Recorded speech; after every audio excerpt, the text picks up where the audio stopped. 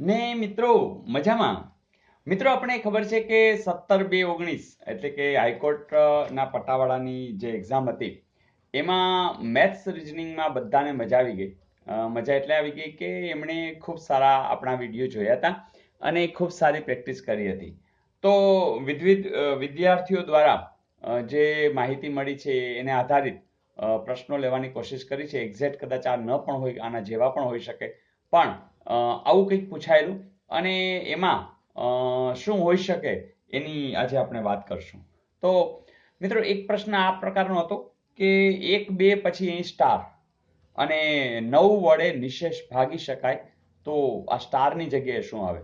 તો મિત્રો આ છે ને સંખ્યા છે અને સંખ્યામાં 9 વડે નિશેષ ભાગી શકાય એની વિભાજિતાની ચાવી યાદ આવી ગઈ? યસ. શું કે અંકોનો સરવાળો 9 વડે ભાગી શકાવો જોઈએ. હવે તમને જ ખબર છે 1 ને 2 3, 3 ને 5 8, 8માં એવું શું ઉમેરીએ તો 9 વડે નિશેષ ભાગી શકાય? તમે તરત કહેશો કે સર 1 કરીએ તો? હા, તો જોજો 1 + 2 + 1 + 5, જોજો 5 ને 4 9, તો 9 જે છે એ 9 વડે ભાગી શકાય. તો ધારો કે એને આમ પૂછ્યો તો 1 સ્ટાર 2 5, તો એ જવાબ શું હોત? એક જ હોત, કારણ કે સરવાળાની વાત છે. તો સ્ટાર ગમે ત્યાં હોત તો જવાબ છે એ 1 આવત. તો મને ખ્યાલ નથી પણ વિકલ્પમાં આપ્યું જ હશે, તો જવાબ 1 આવશે. જોઈએ નેક્સ્ટ.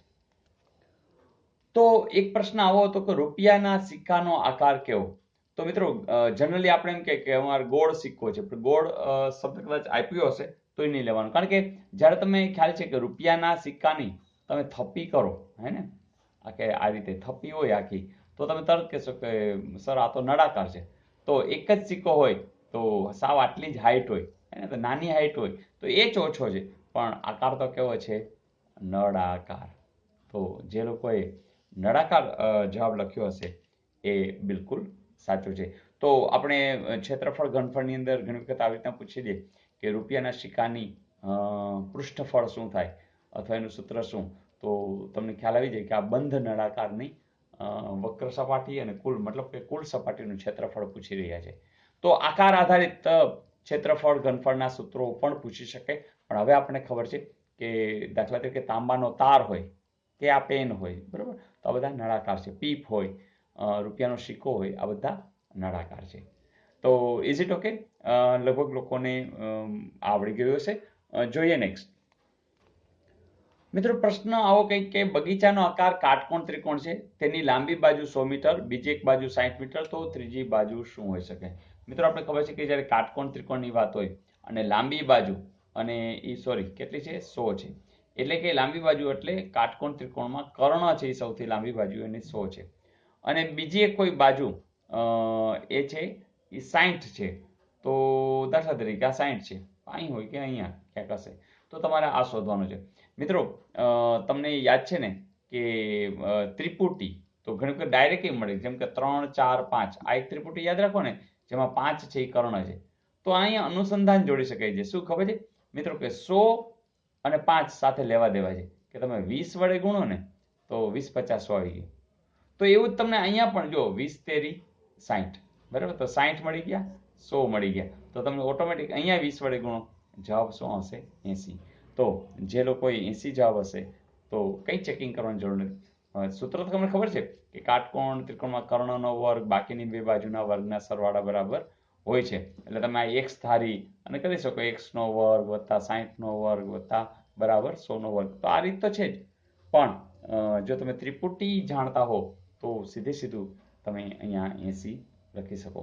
અને જે લોકોને ખબર નથી તો એ તો આ કરી જ શકે, હે ને. તો x વર્ગ બરાબર શું? તો 100 નો વર્ગ એટલે કેટલા? યસ. અને 60 નો વર્ગ એટલે 3600.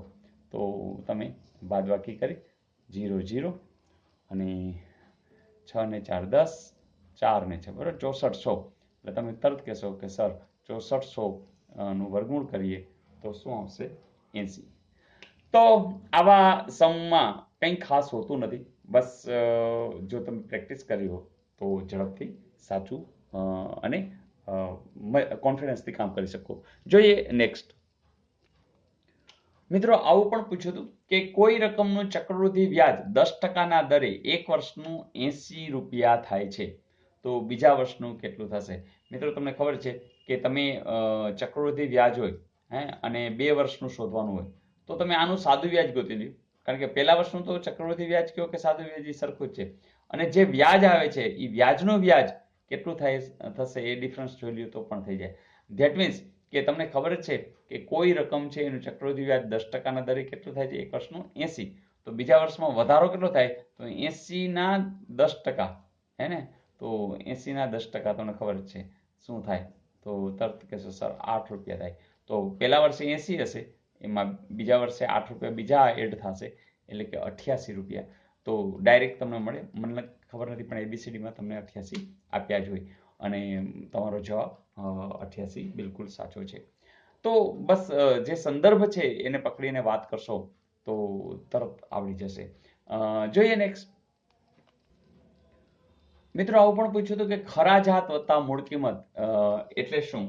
તો મિત્રો આપણે ખબર છે કે દાખલા તરીકે કોઈ વેપારી છે એ માલ મગાવે, હે, માલ મગાવે તો સીધો માલ એની દુકાને પહોંચી નથી જતો, તેમાં ઘણા બધા ખર્ચ પણ લાગે, ઘણી વખત ગોડાઉન રાખે, ભાડે રાખ્યા હોય, લઈ આવવાની ને બધી મજૂરી થતી હોય, તો એ બધી વસ્તુ એ છે ખરાજાતમાં આવી જાય. એટલે મૂળ કિંમત તો હોય જ પણ પ્લસ એને બીજો પણ ખર્ચ આવતો હોય, તો આખી જે વાત છે એ જ્યારે વેચવા ધારે ત્યારે આને બંનેનો સંદર્ભ લેવો પડે અને એના માટે એક સરસ શબ્દ છે પડતર કિંમત, હે ને. તો આ બંનેનો સરવાળો એટલે કે એને કેટલા રૂપિયામાં પડી એ વસ્તુ, ધેટ મીન્સ પડતર કિંમત. તો આ બહુ બેઝિક ક્વેશ્ચન છે અને મને લાગે છે લગભગ લોકોને આવડી ગયો હશે. કંઈ વાંધો નહીં, નેક્સ્ટ પૂછે તો પણ આવડી જશે. જોઈએ નેક્સ્ટ. મિત્રો આ પ્રશ્ન પણ મસ્ત છે કે 5 વ્યક્તિઓ ની સરેરાશ ઉંમર 40 વ્યક્તિ, 40 વર્ષ હોય અને તેમાંથી 4ની સરેરાશ ઉંમર 35 વર્ષ હોય, તો 5મા વ્યક્તિની ઉંમર, મિત્રો 5માંથી 4ની, તો ધેટ મીન્સ પછી એક જ વધ્યો નહીં, એક એટલે 5મો વ્યક્તિ. તો આ કેવું થયું, એમાંના હોય, તમને ખબર છે ઓલું અન્ય હોય ત્યારે આપણે n1 x1 બાર વત્તા n2 x2 બાર કરતા હતા, તો અહીંયા આપણે ઓછા કરી નાખશું, n1 x1 બાર ઓછા n2 x2 બાર અને છેદમાં n1 ઓછા n2, ધેટ મીન્સ સીધો જવાબ જ મળે, કારણ કે ખબર છે કે n1 આપણા માટે કેટલા છે 5 વ્યક્તિઓ, x1 બાર એટલે એના સરેરાશ સરાસરી અથવા મધ્ય કી છે 40, n2 એટલે હવે 4 છે અને એના કેટલા છે 35, તો હવે તમને ખબર છે 5માંથી 4 જાય એટલે કે જે આપણે ઓલું જે છે ને એક વધારાનો વ્યક્તિ ડાયરેક્ટ મળી જાય. તો આ સૂત્રને રીતે મગજમાં બેસાડશો તો પણ કંઈ ખોટું નથી.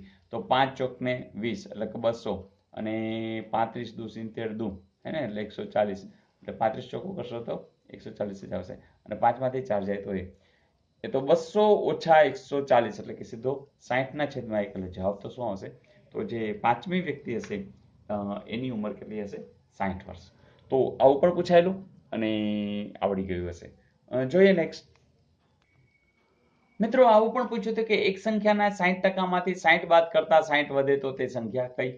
હવે સિમ્પલ છે કે જ્યારે તમે કોઈ સંખ્યાની વાત કરતા હો તો એને આપણે x ધારી લઈ, તો આ x એ જ એનો જવાબ, તો x એટલે આ સંખ્યાના 60%, ચાલો 60% ના એટલે ગુણાકાર, 60% ટકા નથી લખતા આપણે શું લખીએ છીએ, ટકાની જગ્યાએ છેદમાં 100 મૂકી દેવાના, એટલે એક સંખ્યાના 60% એમાંથી કેટલા બાદ કરો તો કે 60 બાદ કરો, જોજો ઓછા 60 કર્યા તો જવાબ શું મળે છે 60, જો કામ પતી ગયું. તો હવે x તો મળી જ જવાનો છે.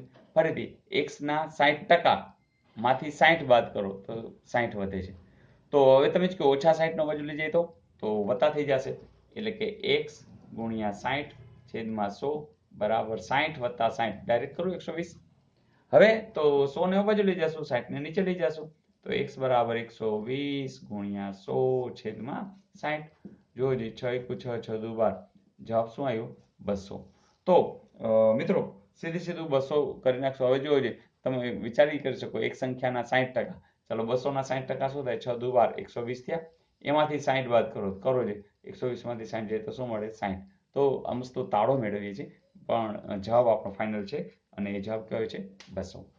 તો આમાં તમે જ કહો શું અઘરું છે, અને મને લાગે છે તમે કોમેન્ટમાં લખજો કે આ પેપર જો તમે દીધું હોય અને તમે એનડીસીના રેગ્યુલર ચાહકમાં છો અને તમને કંઈ ને કંઈ ફાયદો થયો હોય તો જરૂરથી લખજો, કારણ કે ઘણા નવા મિત્રો છે અ, એમને જરૂરથી પ્રોત્સાહન મળશે. જોઈએ નેક્સ્ટ. મિત્રો આવું પણ પૂછેલું કે કોઈ સંખ્યાના 15%, જો 105 થાય તો તે સંખ્યાના 105% કેટલા થાય? હવે ધારો કે ફરીથી કોઈ એક સંખ્યા x છે, એના 15% એટલે ગુણ્યા 15/100, એ કેટલા છે? 105. તો સ્વાભાવિક છે તમારે x ની કિંમત શોધવી હોય તો 100 આ બાજુ જશે, 15 આ બાજુ જશે, એટલે કે x એટલે શું થયું? તો 105 ગુણ્યા 100/15. તમે તરત કશો 15 એટલે કે જવાબ તો મળી ગયો 700. હજી તમારે એને 105% શોધવાના છે, તો ગુણ્યા 105/100 કરી જ નાખો. તો જુઓ જી, આ તો ઉડી ગયા. તો 7×5 = 35 નો બરાબર, 7×5 = 35 અને 7×1 = 7, એટલે કે આખે આખો જે જવાબ છે એ કેટલો આવી જશે? 735. તો આવું તમને કદાચ વિકલ્પમાં આપ્યું જ હશે. મિત્રો ક્યાંક કદાચ ભૂલ પણ હોઈ શકે, કારણ કે કલેક્શન દ્વારા મેળવેલી આ બધા પ્રશ્નો છે. તો જોઈએ નેક્સ્ટ. મિત્રો આવો પણ પ્રશ્ન પૂછ્યો હતો કે એક વ્યક્તિ 1 રૂપિયામાં 10 ફળ વેચે તો 40% નફો થાય છે, તો 1 રૂપિયામાં કેટલા ફળો લીધા હશે? મિત્રો કેટલું સહેલું છે. 1 રૂપિયામાં 10 ફળ વેચે ને 40% નફો, ધેટ મીન્સ 4 ફળ વધી પડ્યા હશે, બરાબર ને? કોઈ પણ, કારણ કે 10 ફળના 40% એટલે 4 ફળ. તો સિમ્પલ છે કે એને 14 ફળ લીધા હશે. તો આ રીતે પણ તમે કરી શકો, અથવા તો તમે એમ પણ વિચારી શકો. બીજી રીતે આપણે એમ પણ કહી શકીએ કે 40% નફો મતલબ કે 100 રૂપિયામાં 140 થઈ રહ્યા છે. તો આપણી પાસે ફળ કેટલા છે? 10. તો કેટલા? તો કોઈ પણ રીતે કરો મિત્રો, જવાબ તો એ જ આવશે. તમને ખબર છે 140 એમને અને 10/100. જો આ ગયું, આ ગયું, આ ગયું, તો જવાબ તો કેટલા આવશે? 14. તો એને 1 રૂપિયામાં 14 ફળ લીધા હશે. હવે સ્વાભાવિક છે 1 રૂપિયામાં 10 ફળ વેચી રહ્યા છે, મતલબ 4 ફળ એમને નફામાં છે. તો 10એ 4 ફળ હોવું, ધેટ મીન્સ 40%. તો કોઈ પણ રીત ના અનુસંધાને તમે જવાબ તો સાચો લખી શકો છો, અને એનો જવાબ તમે લખ્યો જ હશે. જોઈએ નેક્સ્ટ. મિત્રો એક રિઝનિંગનો સમ છે કે 8 છે, 14 છે, 26 છે, 50 છે, 98 છે, ને હવે શું આવે? મિત્રો રિઝનિંગના સમમાં તો તમે માસ્ટર થઈ જ ગયા છો. ગાડી આમ આગળ વધી રહી છે, થોડીક ડબલ જેવી દેખાઈ રહી છે.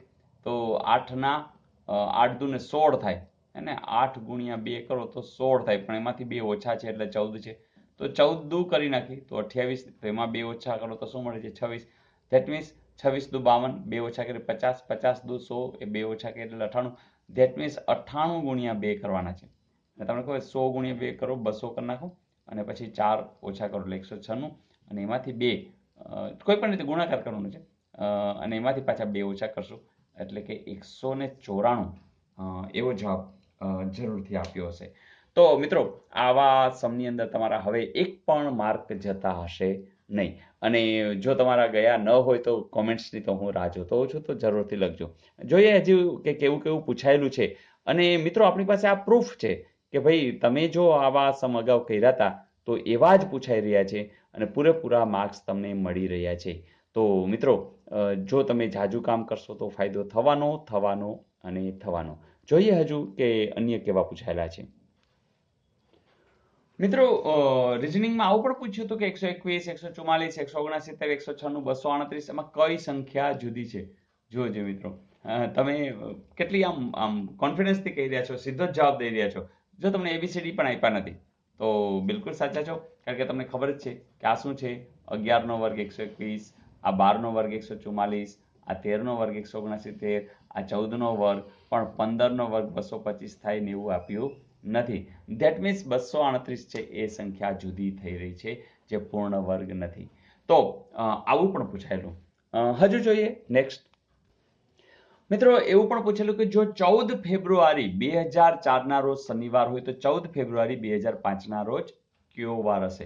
મિત્રો આવડે છે ને, કારણ કે તમે હવે આમાં શ્યોર થઈ ગયા છો કે ભાઈ 14-2-4 હોય અને તમારે 14-2-5 જવું છે. આ વાર શનિ હોય તો આ રવિ હોય, પણ એની અંદર જો લીપ યર આવી ગયું હોય, મતલબ કે ક્યાંક 29 દિવસ આવી જતા હોય, તો રવિની બદલે સોમ લખવાનો છે. તો જુઓ છે 14-2-4 થી તમે 14-2-5 જાઓ તો કયો ફેબ્રુઆરી અંત વાળો આવે? તો કે 2004નો જ આવે, રાઈટ? તો આ જે 2004 છે તો એ લીપ યર છે? તો કે હા છે. ધેટ મીન્સ કે ત્યાં 29 દિવસ હોય, તો શનિ પછી રવિની બદલે તમારે શું લઈ લેવાનો છે? સોમવાર. અધરવાઇઝ જો લીપ યર ના આવતો હોત તો તમને ખબર છે કે નેક્સ્ટ છે એ જ વાર આવતો હોય. તો આ નિયમનો જ ઉપયોગ છે, બીજું તો કંઈ છે નહીં. અને તમે લોકો પણ સોમવાર જરૂરથી લખી નાખ્યો હશે. જોઈએ નેક્સ્ટ. મિત્રો આવું પણ પૂછેલું કે એક લાઈનમાં એક વૃક્ષ ડાબી બાજુથી 7મા ક્રમે અને જમણી બાજુથી 14મા ક્રમે છે, તો લાઈનમાં કેટલા વૃક્ષો હશે? મિત્રો ખબર છે કે આપણે આમ લાઈન હોય અને એક લાઈનમાં એક વૃક્ષ ડાબી બાજુથી, તો ડાબી બાજુથી 7મા ક્રમે. હવે કોઈ પણ વૃક્ષ અહીંયા 7મા ક્રમે છે, ધેટ મીન્સ અહીંયા 6 હશે અને આ વૃક્ષ છે એનો 7મો ક્રમ થઈ ગયો, બરોબર ને? અહીંયા 6 વૃક્ષ હોય તો એનો 7મો ક્રમ થઈ ગયો. અને જમણી બાજુથી 14મા ક્રમે, ધેટ મીન્સ અહીંયા 13 હોય, તો આમથી છે એ 13 હોય તો આ 14મા ક્રમે આવી ગયો. તો બસ કેટલા વૃક્ષ છે? 6 છે, 1 છે ને 13 છે. તો તમે તરત કહો 6 ને 1 7, 13 ને 7 20. તો ટોટલ જે વૃક્ષ છે એ કેટલા હશે? 20 હશે. જો તમે 20 લખ્યો છે, જવાબ બિલકુલ સાચો છે. જોઈએ નેક્સ્ટ. એક વ્યક્તિ દક્ષિણ દિશામાં 5 કિલોમીટર ચાલે છે, પછી ડાબી બાજુ વળી 2 કિલોમીટર ચાલે છે, વળી ઉત્તર દિશામાં 5 કિલોમીટર ચાલે છે, તો મૂળ સ્થાનથી કેટલે દૂર હશે?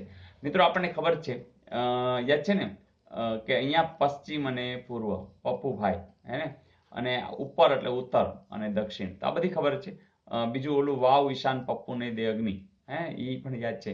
તો એક વ્યક્તિ દક્ષિણ દિશામાં, તો તમને ખબર છે કે ધારો કે આ દક્ષિણ દિશામાં કોઈ આ ગયું અને કેટલું 5 કિલોમીટર ચાલ્યું, પણ અહીંથી ડાબી બાજુ વળે છે. મિત્રો તમને ખબર છે કે જ્યારે કોઈ દિશાની વાત હોય અને ઘડિયાળની દિશા છે એ હંમેશા જમણી બાજુ હોય, તો ઘડિયાળ છે આનો કાંટો આમથી આમ ફરે, ડાબી બાજુ જાય છે, ધેટ મીન્સ આ બાજુ જશે. અને કેટલું 2 કિલોમીટર. પછી ઉત્તર દિશા, તો તમને કહ્યું પછી ઉપર, બરાબર, ઉત્તર એટલે ઉપર એટલે એ જશે.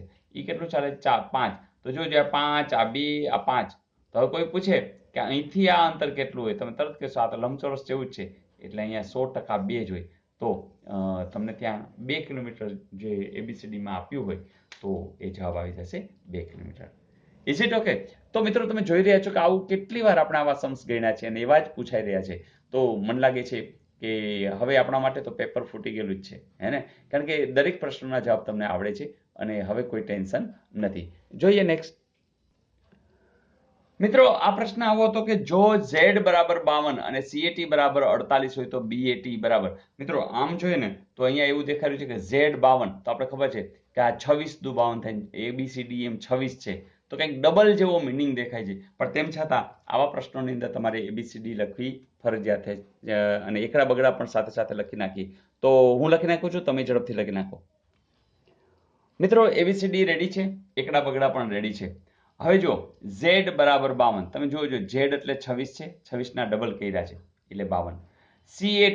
CAT, ચાલો C એટલે કેટલા છે? 3. A એટલે કેટલા છે? 1, બરાબર. CAT, T ક્યાં છે? આર્યા, અને એ કેટલા છે? 20.